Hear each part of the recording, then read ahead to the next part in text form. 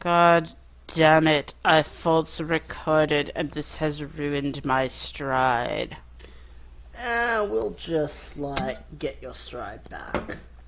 I need more alcohol and I am almost out. Well, you shouldn't drink it that quickly.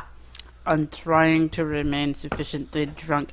Hello everyone, this is Alison Gross and welcome back Forneus.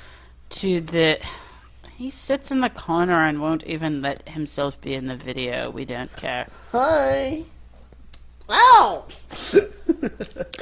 This is the November episode of Drunk Literature, and now I have to say all of that shit again that Because I already we false said. recorded. Yes, I should have noticed. Because you didn't plug it in properly. I should have noticed that there was no, color bar going back and forth on the volume. Damn it. You're too drunk to notice. And you're a derp as well. Whatever. And you're still wearing that bloody hat. I am trying to look cool for my viewers. I don't know what that was. Forneus Yeah, you're had an looking accident. Yeah, that's you looking cool. Okay, if I had $1 for every time I got complimented on this hat today. Well, I got complimented on my hat today. You got complimented on your hat once, and the lady said, I didn't know which of your hats I like better, so Probably mine, she said. It was really kind of a compliment on my hat. No, she said probably mine. I don't remember her saying that. I do. Well, you're drunk, so your memory is not reliable. You're drunk as well. And I think I'm less drunk because I'm more used to Well, you should go drink the more. alcohol of the ethanol persuasion. Whatever. Okay, so have to repeat all of this shit now. Old English, Latin, Blah, blah, blah, French, blah, blah, blah. Spanish. Shut up! I'm trying to. Okay, so today I'm going to do a poem in Old English, which is a good thing because that's kind of the stuff that I studied. My Old English didn't rhyme. It was more about Yeah, literature. shut up! I'm trying to redo this. Okay, just shut it up. You're so mean. No, you're making this hard. It's hard enough for me to redo this, and you're just, no. Okay, so yes, Old English, and this is a translation, and into modern English, but it preserves some of the poetic form of Old English. Tell me, what do you mean by poetic form?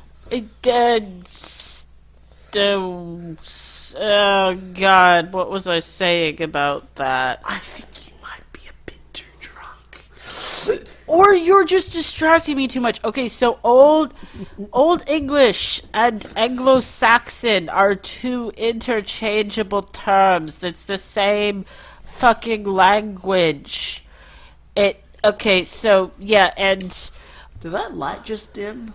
it might have. Old English... my face itches. Old English poetry, or Anglo-Saxon poetry, because it means the same thing. Do not rhyme. Rhyme was introduced into poetry with the introduction of Latin, which was later, or kind of... it overlapped with the Old English period, but this stuff was already... I thought rhyming made things easy to remember. You're saying Well, that wasn't introduced. Oh, shut up! Oh, God, no, you're just ruining everything. Just stop. No, I'm trying to repeat what we said last time. I don't want to repeat what we said last time. Just, it's supposed to be natural, damn it. I'm trying to, convey the information while it's still natural, and you're purposely making it all theatrical and fake, and just... Okay. Stop it.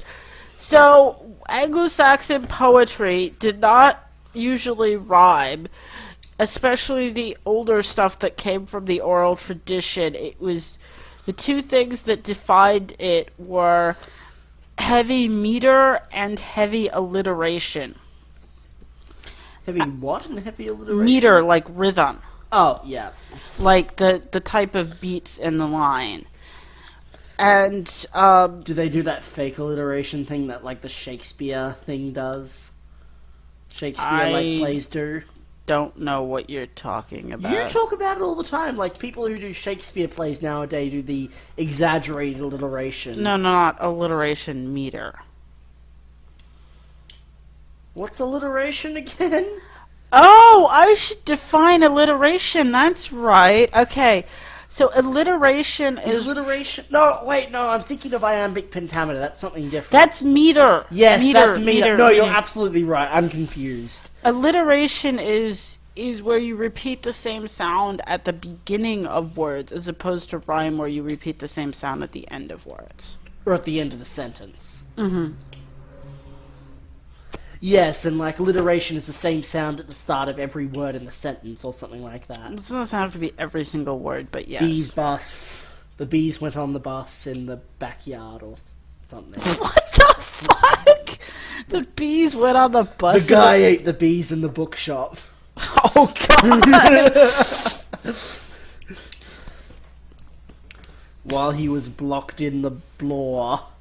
On booze. Yes! Yeah, so, yeah, that's alliteration.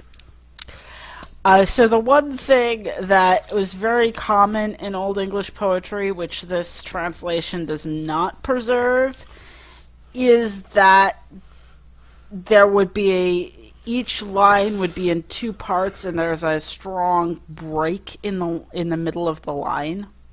Oh, that sounds really weird, like, considering modern literary tropes. Yeah, it's a little odd when you first are learning to read it, but that was very common. So is it like a full stop in the middle of a sentence, or like a comma? It's not necessarily even a punctuation thing. I guess it's like two clauses or something. Mm-hmm. I'm trying to see if they have an untranslated like sample here. And I'm trying to see if it preserves that.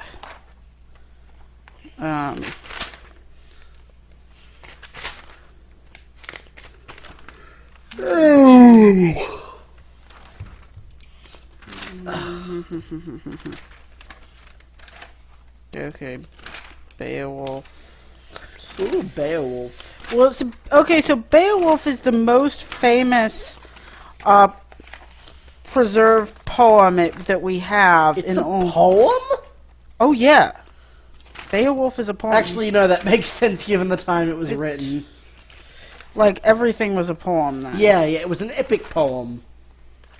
But they have, Or all epic. Yeah, yeah. The Odyssey was a poem, right?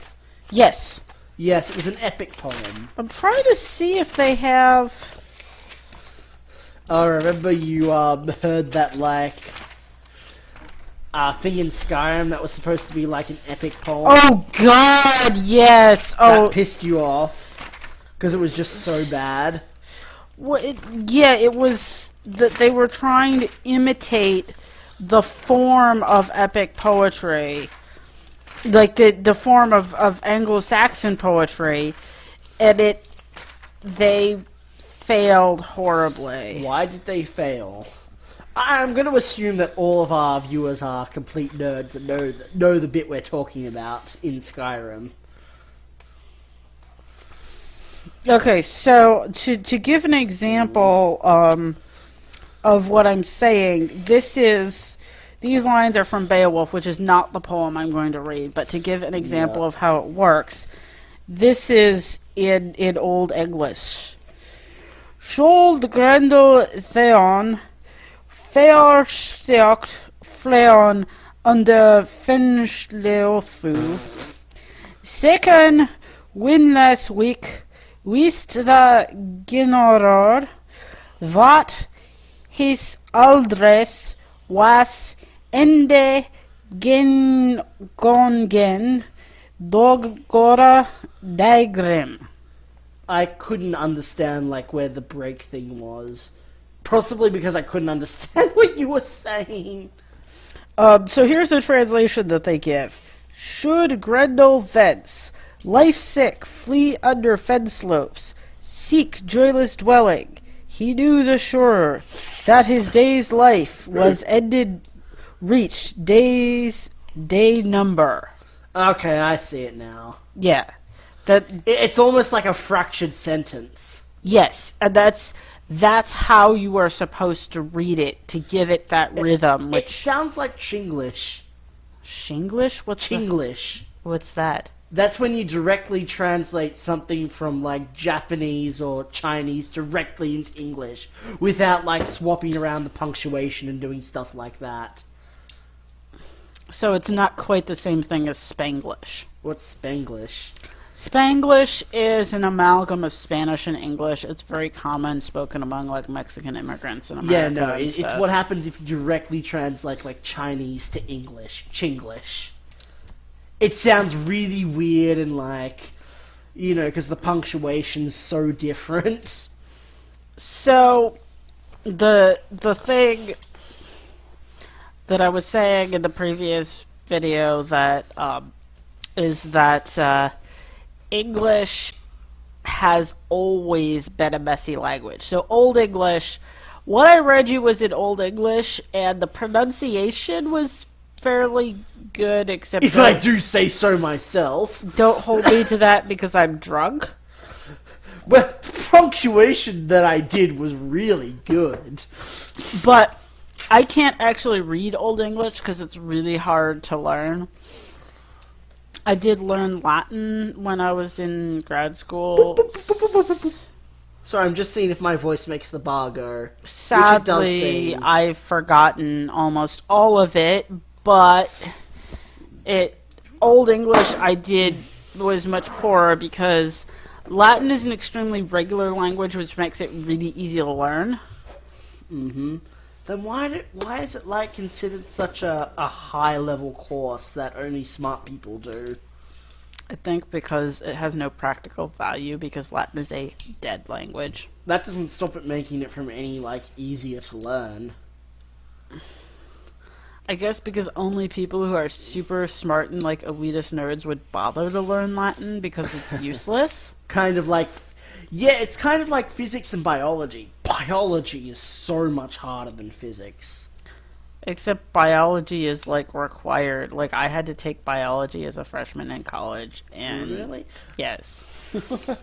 But I've never taken a physics course in my life. Well, it would be bad for you because it's all maths. The thing is, it's all regulated and... That's why I didn't take physics, because it's all math. There were no math in biology. You just had to memorize Well, there's shit. like a tiny bit somewhere. I can't remember Very where. small amount. I It's- don't remember having to do any math. I just had to memorize a bunch of different kinds know, of, like, No stoichiometry protein or... bonds and shit. Fucking... Oh... But Old forces English- at an angle. Why? So, like, the thing is that, like, okay, so people, especially people who learn English as a second language, or like a lot of my students, because they're struggling with the rules of the English language, are like, oh my god, English is such a hard language. It's pretty much as hard as Japanese or Chinese, I think. That's a whole nother thing, because, It is very different, but it's as equally as hard, I think. I mean, you're not just learning the language, you have to learn all the characters too, which is massively hard. Yeah, I know you're probably right. Yeah, it would Well, probably be easier for a Chinese person to learn Japanese, even without Yes. all the similarities in the characters. this is kind of far afield, but, you know, and I always say, like, English has absorbed all these foreign words, and so that makes the fact that there are no fixed rules in the English language because the foreign words, blah, blah, blah, you know, are... And you know, people desperately try to make rules with all these exceptions. You know, these 5 letters are vowels. Oh, but sometimes Y is a vowel. See, the thing is that if you try to learn Old English, it's exactly like that, which is why I didn't do so well with it, because, like, basically, there's... I can't really explain this without explaining what declensions and all of that shit is. Like, What's that thing that you always have your joke with your other, like, medieval studies friend? What? Quaint, that's right. This has nothing to do with quaint. I talked about that in the last video. Sorry, viewers, We're I not forgot. making quaint jokes in this video. How quaint that you won't make quaint jokes. Whatever. Sorry, viewers, I forgot that we did it in the last episode. Go suck my quaint. Oh. Anyway. Yes, please. What the fuck? You're really drunk. So. Ah! Well, you almost spilt that all over your book. Yep.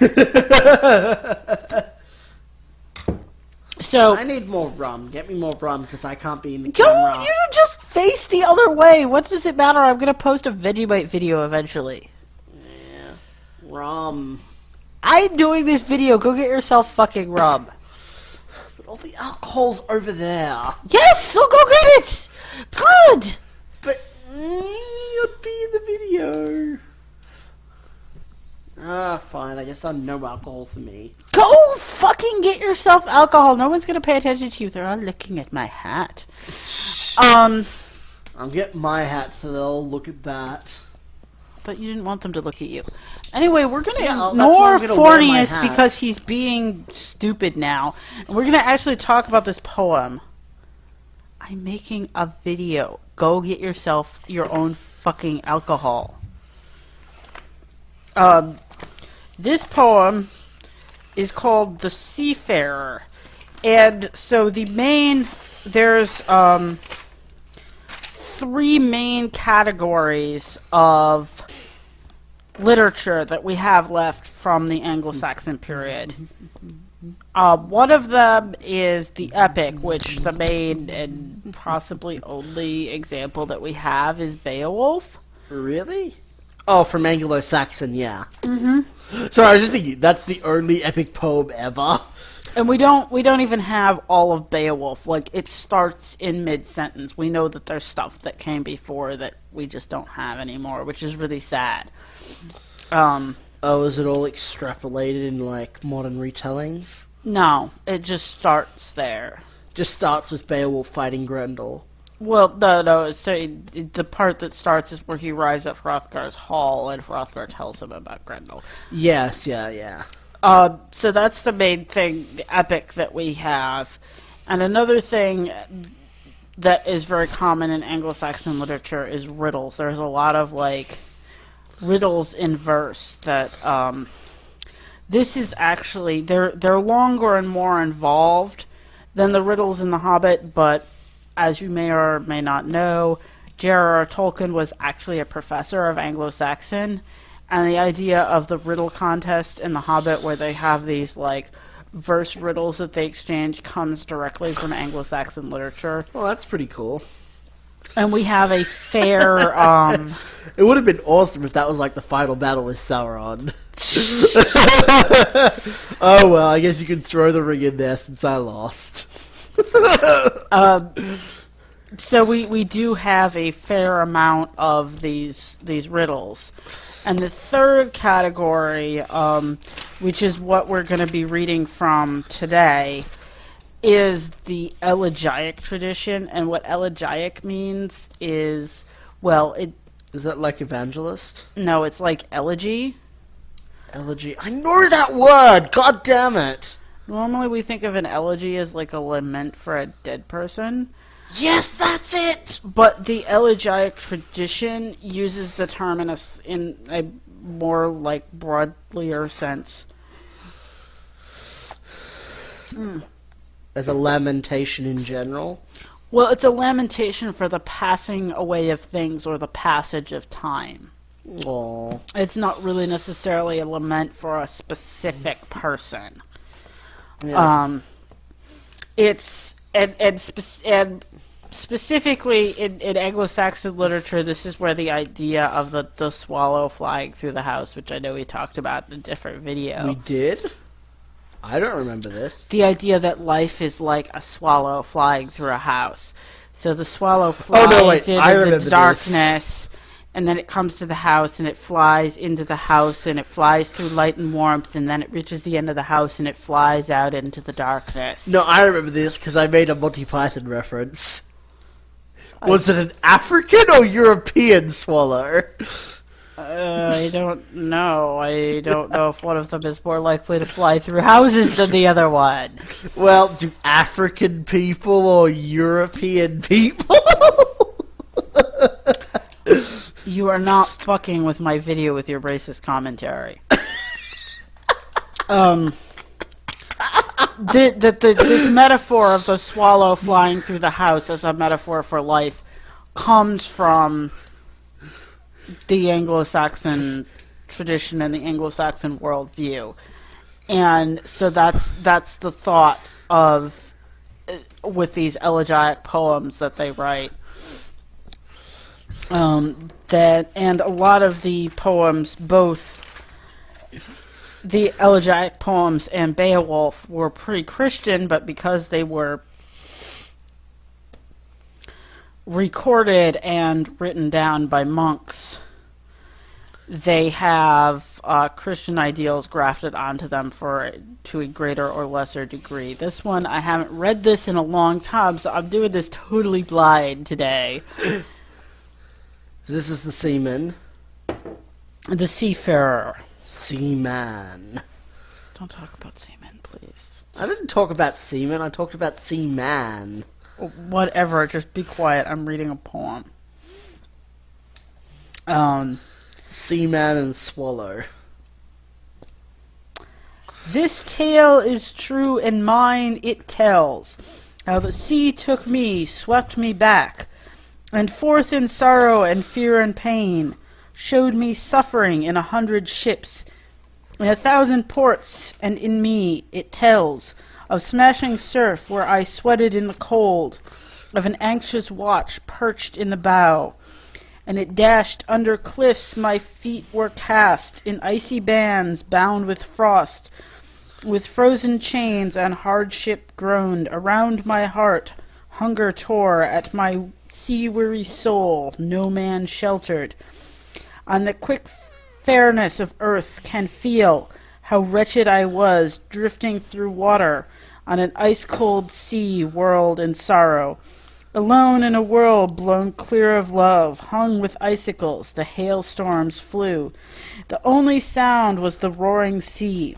The freezing waters, the song of the swan, might serve for pleasure the cry of the seafowl, the death noise of birds instead of laughter, the mewing of gulls instead of mead. Storms beat on the rocky cliffs and were echoed by ice-feathered terns and the eagle's screams. No kinsman could offer comfort there to a soul left drowning in desolation. And who could despair? And who could believe, knowing but the passion of cities swelled proud with wine, and no taste of misfortune, how often, how wearily, I put myself on the paths of the sea. Night would blacken, it would snow from the north. To me. Forneus, I will gut you. Frost bound the earth, and hail would fall. The coldest seeds, and how my heart would begin to... Get yourself a drink, dude. Would begin to beat, knowing once more the salt waves tossing and the towering sea. The time for journeys would come, and my soul called me eagerly out, sent me over. On my pole. I don't want to know about your pole, dude. The horizon seeking foreigners' homes. But there isn't a man on earth so proud, so born to greatness, so bold with his youth, grown so grave or so graced by God, that he feels no fear as the sails unfurl, wondering what fate has willed and will do. No harp rings in his heart, no rewards, no passion for women, no worldly pleasures, nothing, only the oceans heave. But longing wraps itself around him, orchards blossom, the towns bloom, fields grow lovely as the world springs fresh, And all these admonish the willing mind, leaping to journeys always set, in thoughts traveling on a quickening tide. So summer's sentinel the cuckoo sings, in his murmuring voice, and our hearts mourn as he urges, who could understand in ignorant ease what others suffer, as the paths of exile stretch endlessly on. And yet my heart wanders away, my soul roams with the sea, the whale's home wandering to the widest corners of the world, returning ravenous with desire, flying solitary, screaming, exciting me to the open ocean, breaking oaths on the curve of a wave. So, You wouldn't let me rhyme it. I was gonna rhyme it. it's not supposed to rhyme. So that's the first half of the poem. So we're going to talk about this half first before we move on to the next half. And so this poem is called A Seafarer. And so this guy is all about like going out in his boat on the sea. And the thing we have to And not having womanly pleasures. No, not having pleasures of women. There's a difference. Oh, he's... I don't know what Forneus is thinking. It's probably not YouTube appropriate. This poem probably isn't YouTube appropriate. This is not a sex poem, dude. Yes, but it's from the past. Oh my fucking god. This is hard enough to do when I'm drunk, and then I have to have this loser. Hi. Oh, it's lagging, so you didn't see me wave. Why'd you have to make it lag? And one of the things that we have to remember is, okay, so if you think about... The Anglo Saxons were white, that's what we have to remember. Okay, no more words about white people or any other type of people out of you. Like, seriously, dude. If you imagine the typical Viking longship that, with the dragon head and the... Filled with white people. You know what? I'm... No, it's okay. That's your one. Yeah, I'm making sure I know which one is my one, so when I start disconnecting, I know which one to disconnect. Filled with people carrying shields and swords. The point is, and we actually had an argument about this a few days ago. Why is it lagging? Or not an argument precisely, but I was talking... A discussion. Yeah, I was talking about the sailing conditions of how the Viking ships don't have decks and everybody's out exposed to the elements, and you're not able to make a fire on it to cook food and shit like that. And that's the kind of thing that he keeps talking about. He's discussing the freezing watches, and his feet are encased in ice. And he's referring to the conditions of him being on this ship and how miserable it is. And he's talking about how people who don't have to be on a ship all the time don't understand how miserable it is. Is there going to be a juxtaposition in the second part telling how awesome it is to be on a ship? I'm not sure. I haven't read this poem in a long time. But he's referring to cities swelled proud with wine, with no taste of misfortune. He's basically saying, all those people who live in cities that have luxury and don't need to go out on ships. Yeah. Don't know. What is it? Just some stuff. Oh. God, and my transfer is starting over. What the hell? What the fuck? That, he's like, people who don't have these hardships cannot possibly know how horrible it is to be in a ship. Yeah, they only get stuff like plagues. Oh, he doesn't mention that.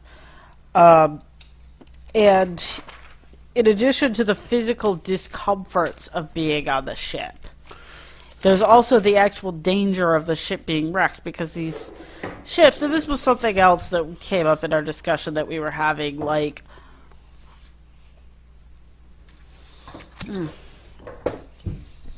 I am totally not drunk enough. How are you not drunk enough? You've had like 6 bottles. I've had 3.5. Really, 1 used to be able to make you go wasted. You should make me a gin and tonic. That would involve getting behind. You don't have to face it. It's not the point. What is the point then? They will see me. Oh my god. And how? What? You expect me to like walk backwards as I made the gin and Yes, tonic? you approach royalty walking. Oh no, you're supposed to not. Whatever. What You approach royalty walking backwards. That's the most retarded thing I've ever heard. Oops! I bumped into the royalty. I guess I've been executed. The Viking ships were designed to go up rivers, and because of that, the ships had they were very narrow and they had very small draft. And what this means is that they, the wider and deeper the hull of a ship, the more stable it is at sea. And so these ships are not necessarily the most seaworthy, so when you take them out on the sea, there's a certain amount of danger. And he says there's no one so fortunate that they feel no fear when the sails unfurl, wondering what fate has willed, meaning... The winds could go in any direction. Right, that anybody, like... Wait, I thought longships used oars, mostly. Or is that mostly for rivers? That was for rivers. They had sails for being at sea. So, these ships are so horrible... And in contrast to the ships, he's talking about fields and orchards blossoming and the world springs fresh. He's contrasting the summer sentinel, the cuckoo sings, and he's contrasting these beautiful land birds singing to the screaming of the ice-feathered terns and the eagles and the mewing of gulls instead of mead. Yeah, he's saying when you're on a ship, you have to listen to that all day instead of getting to be drunk. Moin, moin, moin, moin, moin. Forneus is recreating the horrors of sea for us. Mine. So the question is, why is he in these ships all of the time? For the money. Well, there's a couple of different things going on. That's part of it.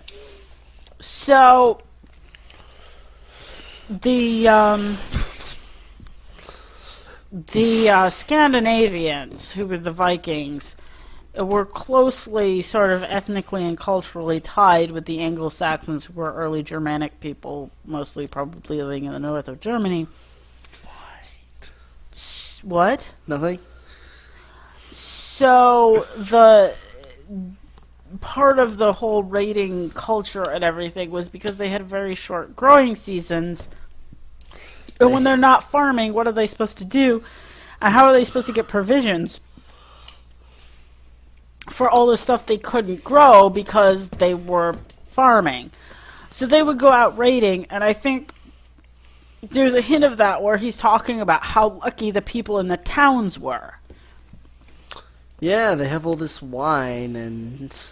Right, those are the southern people who wine. have luxury. Get yourself some wine, dude. No, I'm trying to, roleplay the Scandinavian people thinking about wine. That wine, let's steal it. Num, num, num, num, num, num, wine. And so the more southern people who have wine and stuff, they don't experience these winter hardships, and so they don't have to go and seize. But So why did the people of Scandinavia just move to the villages they raided and pillaged? because they didn't want to do that. Why not? I don't know. This is beyond the scope of what we're discussing, dude. It's like, this village is kind of nice. Let's move here. He speaks of the time for journeys. So there's like a specific time to go on these journeys, like possibly during the winter when you're not farming.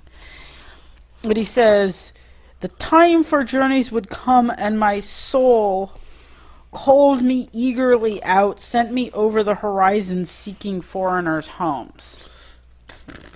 If you know what I mean. Right. Clearly this is going raiding, possibly to go to the fortunate cities and steal their wine. But it's not just a necessity. He says that it called me eagerly out. My soul called me out. That he has a longing for the sea, even though he hates it. He still feels this longing, he feels this excitement to go out and sail to these foreigners' homes. And the other thing... And steal their authentic Black Forest cuckoo clocks. Oh my god, we are totally going to that thing that has authentic Black Forest Yes! clocks. Okay, so there's this, like, German market in the city where I lived, like, a German Christmas market.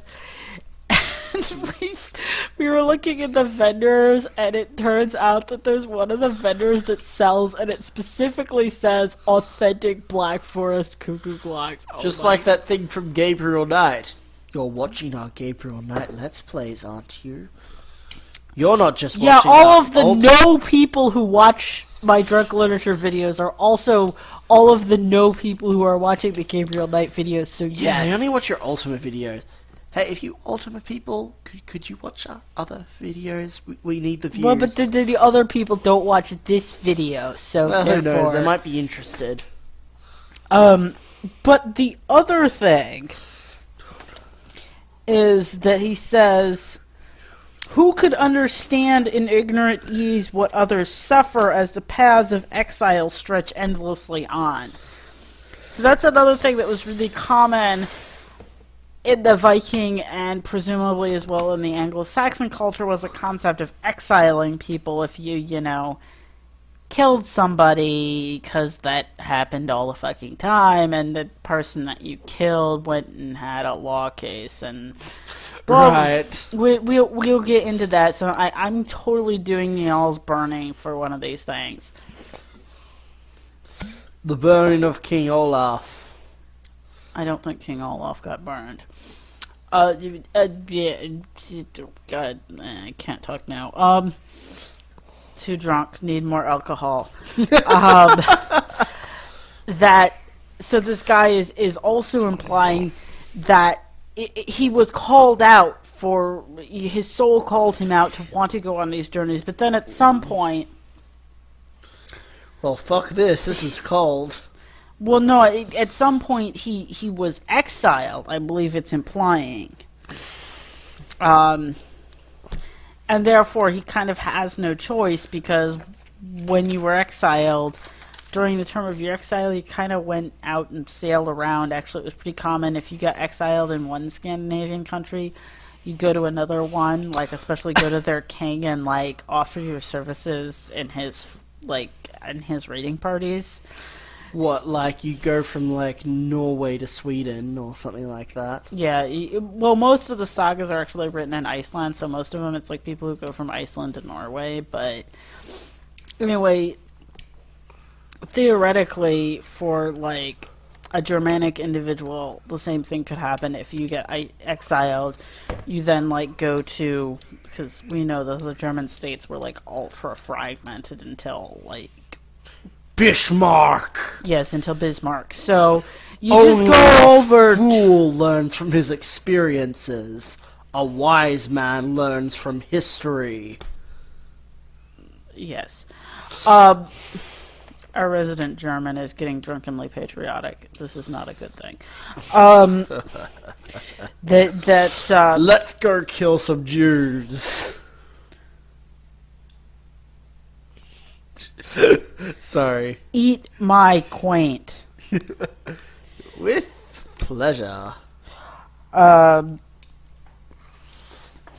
then the implication is that the way that he got exiled, and therefore he has to be at sea all the time, is by him being at sea. Like, his soul called him away. So he was at sea when he should have been farming or something? Yeah, he was at sea when he should have done something else.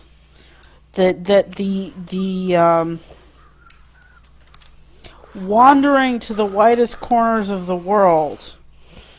Like from Iceland to... He says, wandering to the widest corners of the world excited me to the open ocean, breaking oaths on the curve of a wave. So basically what this is saying is that he felt the calling in his soul to go to sea, and by doing so he broke some promise that resulted in his exile. And this is where the elegiac thing comes in, because the thing that's passing away, the thing that he's longing for, is the home that he's left behind. Wow, Forneus is like in a drunken stupor. Wow, you were like more drunk than me. No, I'm not. So, the second half of the poem. Thus, the joys of God are fervent with life, where life itself fades quickly into the earth. The wealth of the world neither reaches to heaven nor remains. No man has ever faced the dawn, certain which of fate's 3 threats To be would a pawn. fall. Illness or age or an enemy's sword, snatching the life from the soul. To a god. Fuck off, dude. The praise the living pour on the dead. Flowers from reputation plant. An earthly life of profit reaped. Even from hatred and rancor of bravery. Flung in the devil's face, and death can only bring you earthly praise, and a song to celebrate a place with the angels, life eternally blessed in the hosts of heaven. The days are gone when the kingdoms of earth flourished in glory. Now there are no rulers, no emperors, no givers of gold, as once there were. With wonderful things were worked among them, and they lived in lordly magnificence. The powers have vanished, those pleasures are dead. The weakest survive, and the world continues. Kept spinning by toil, all glory is tarnished. The world's honor ages and shrinks. Bent like the men who mold it, their faces blanch as time advances, their beards wither, and they mourn the memory of friends, the sons of princes, sown in the dust. The soul stripped of its flesh knows nothing, of sweetness or sour, feels no pain, bends neither its hand nor its brain. A brother opens his palms and pours down gold on his kinsman's grave, strewing the coffin with treasures intended for heaven but nothing. Golden shakes the wrath of God for a soul overflowing with sin, and nothing hidden on earth rises to heaven. We all fear God. He turns the earth. He sets it swinging firmly in That space. turned very Christian. Yes, very abruptly. Gave life to the world and light to the sky. Death leaps at the fools who forget their God. He who lives humbly has angels from heaven to carry him courage and strength and belief. A man must conquer pride, not kill it. Be firm with his fellows, chaste for himself. Treat all the world as the world deserves. Seriously, what the fuck? This was a guy talking about his life as a seafarer, and now Christianity. Let's see how it ends and see if there's an answer. To carry him courage and strength and belief. Oh, conquer pride, not kill it. with love or with hate, but never with harm. Though an enemy seek to scorch him in hell or set the flames of a funeral pyre, under his Lord fate is stronger, and God mightier than any man's mind. Our thoughts should turn to where our home is. Consider the ways of coming there. Then strive for sure permission for us to rise to the eternal joys, the life born in the love of God, and the hope of heaven. Praise the holy grace of him who honored us, eternal, unchanging, creator of earth. Amen. So, as I mentioned, some of these poems were a bit more Christianized than others. Really? I didn't notice it. It was really subtle. Yeah, this one apparently was one of the more Christianized ones. But it's interesting, actually, the subtle shift that takes place. No. You'll understand. I will explain. Like, suddenly he was talking about, like, strewing gold upon a person's grave. Mm-hmm. They're just like, oh, but that's evil. Just so all you readers know, that's bad. This is what you should do. Sorry, go on. Well, he didn't exactly say it was evil. He said it was ineffectual, but yeah. So, on a certain level, I think there is a little bit of jibing at Christianity, actually. Because the world that is passing away is the world of the old Anglo Saxons, where, for instance, kings gave gold, and he says, and warriors were honored, like the guys who, like him, went out in ships and killed people and took their stuff. Those people were honored, and they thought they were great people, but since Christianity has come, nobody likes that anymore. Because he says, kings and emperors no longer exist as they were, like, in this world now, the weak survive. Which is good. Wait, sorry, go on. I don't know what Forneus is on. So, on a certain level, yes, on the surface, it's Christianity. But this is an elegiac poem. He says, the former world, the world that has passed away, which in this case is the pre-Christian world, is superior to today's world, which would be the Christian world. And, the Christian world is like, forgo worldly possessions, be peaceful, that sort of thing. That is the exact opposite of the Viking or Anglo-Saxon sort of warrior and raiding culture that this guy, as a seafarer, was clearly part of. So on a certain level, the thing that he's mourning the passing of is the earlier pre-Christian value system. The other thing, the interesting thing,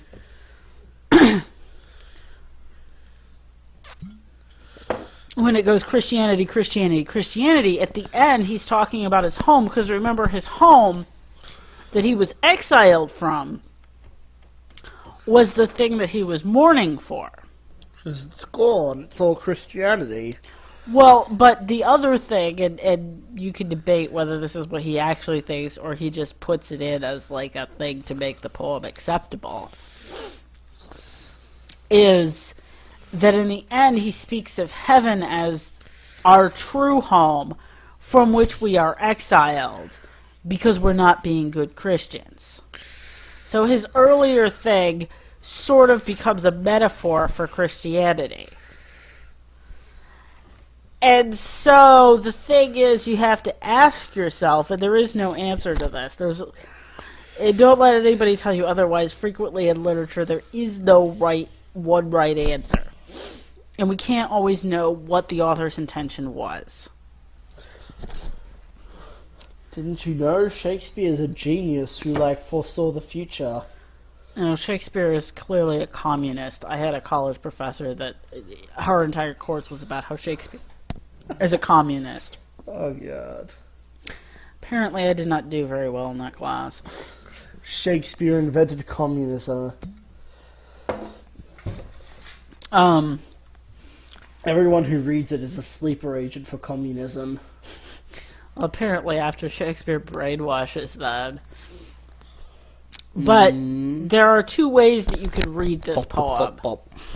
One is that he's using the earlier pre-Christian elegy of, I'm a seafarer, I've been exiled from my home, and I mourn being separated from my home, as an analogy for the soul being exiled from its true home in heaven. Or if we read the other part where he talks about, kings and how the world is inherited by the weak and kings are no longer what they are, he's saying, well, I was a seafarer, that I was exiled, and that all sucked, but the real thing that sucks is that whole value system has now been debunked, and, eventually I could have had, people honor me and give me gold, and kings would have celebrated my name. But because Christianity has come in, now none of that will happen, and that's the real problem. And this is the thing, in the pre-Christian value system, they did, say, well, death is inevitable, usually in a pretty nasty way, but your true value comes from having your name preserved in song, and that sort of thing. And I think he sort of mentions...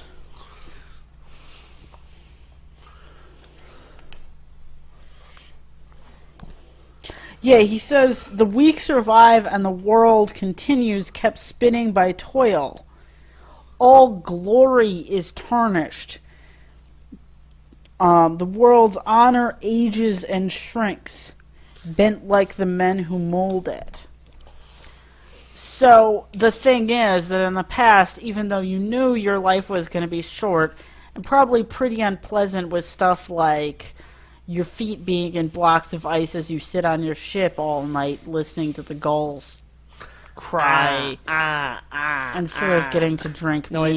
That's a crow. What's a seagull again? It's like that, only slightly different. Yeah, there we go.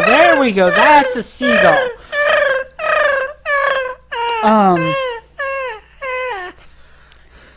And it's like a squeak. No, that's a penguin, I think. No. Okay, so we could talk about literature, or we could just sit here and listen to Forneus make bird noises. Which would you guys rather do? I can't do a kookaburra. I'm going to do a lyrebird from now on. This is me copying a lyrebird. But lyrebirds mimic noises, so theoretically a lyrebird could sound like anything. No duh! Really? I didn't know that. Oh. He's copying a lyrebird right now. Yeah. But...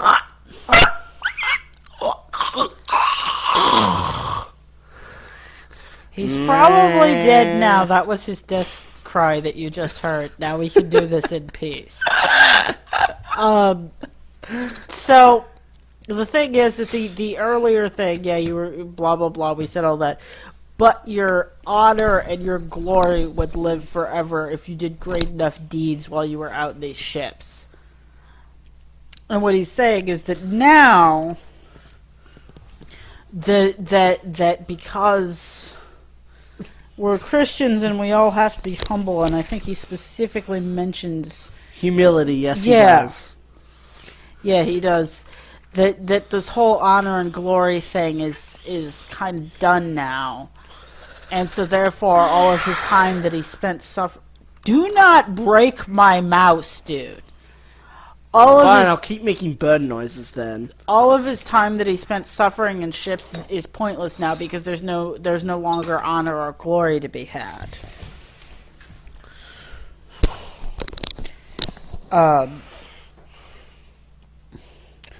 And he talks about, the old men, their faces blanch as time advances, their beards wither, and they mourn the memory of friends, the sons of princes sown in the dust.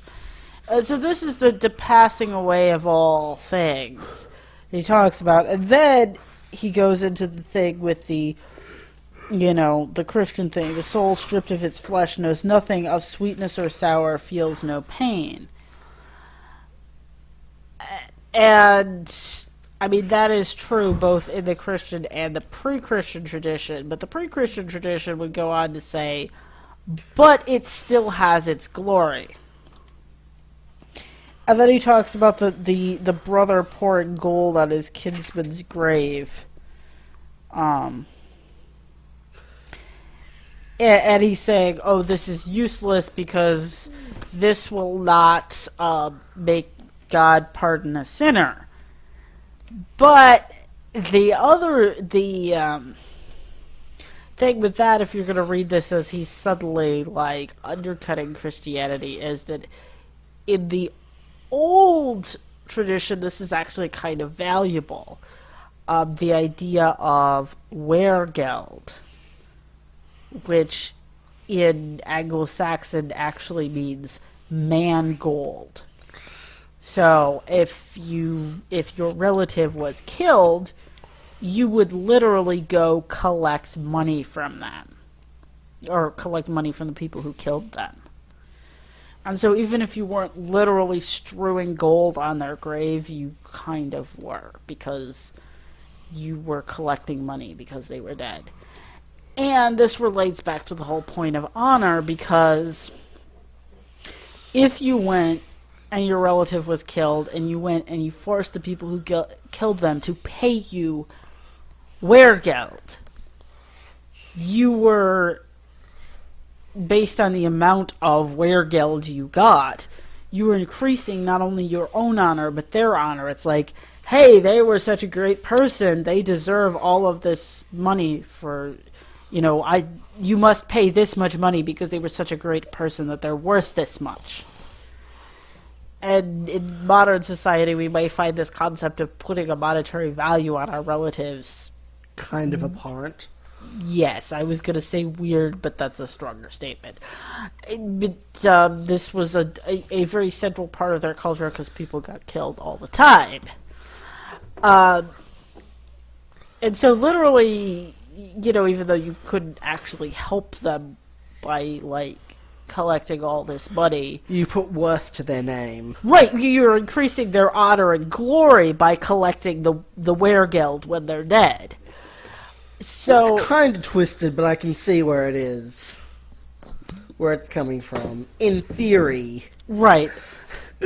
In practice, it's just like, give me more money! Well, yeah, I mean, but the thing that we have to understand is this is part of their cultural value system. Yeah. And what he's saying is that Christianity has debunked that cultural value system. And so I'm actually kind of leaning to the argument that he's kind of subtly poking fun, or not necessarily poking fun, but like subtly undercutting Christianity. Or at least showing the differences at the very least. Right, that because you have to remember, these were monks, and they're just like... Well, no. This poem was not written by a monk. It was recorded by a monk. Yes. So... Who then Christianized it. Yeah, the monk may not have appreciated the subtleties of the poem. Well... but, you gotta... No, you can't always say that. I mean... The monk could have been a very intelligent person and simply was trying to make a thing. No, that's possible. I said may not have. But you gotta wonder, like, for instance, the monks recording all of the other Anglo Saxon stuff, and, like, for instance, we have the onion penis riddle. What? What?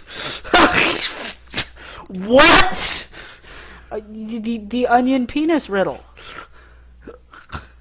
What, does it have lots of layers? No, if you get me the book, How is an onion similar to a penis? It can be used in cock magic. Get me the fucking... But there's a book on that shelf of Anglo-Saxon. No, we're getting distracted. Okay, but there's an Anglo-Saxon magic. riddle about. It's okay. Basically, it's a riddle that the answer to the riddle is an onion, and it's describing the onion. And it basically it talks about how there's this bulb with this thing, upright stalk sprouting out of it, and that young girls will grip it by the base and pull on it, and that it is so wonderful that it makes them weep. And the answer to the riddle is an onion, but the riddle is written in such a way that it sounds like it's a penis. And the point is that the monks wrote this thing down too. So we can't always assume that the monks didn't have a sense of humor, or maybe all the monks weren't totally committed to, Well, they did drink wine a lot. I'm guessing they translated that while drunk. If they were Anglo-Saxon monks, it was probably more like they were drinking beer because wine was imported later from... Well, this guy talks about wine. I guess maybe they stole some wine from the cities or something. From all those rich southern cities. Right. So anyway, that's an example of an Anglo-Saxon elegiac poem, and I've probably been going on for a really long time. Yeah, so super drunk here. We're probably going to record something else later, but that shall be it for this installment of Drunk Literature. I hope that you learned something about Anglo-Saxon stuff. Please remember this, because we'll be coming... Like onion penises. Yes, onion penises. We'll be coming back to this later. Not the onion penises, but other Anglo-Saxon stuff. Hi! God damn it. Alright. Bye, everyone. Bye.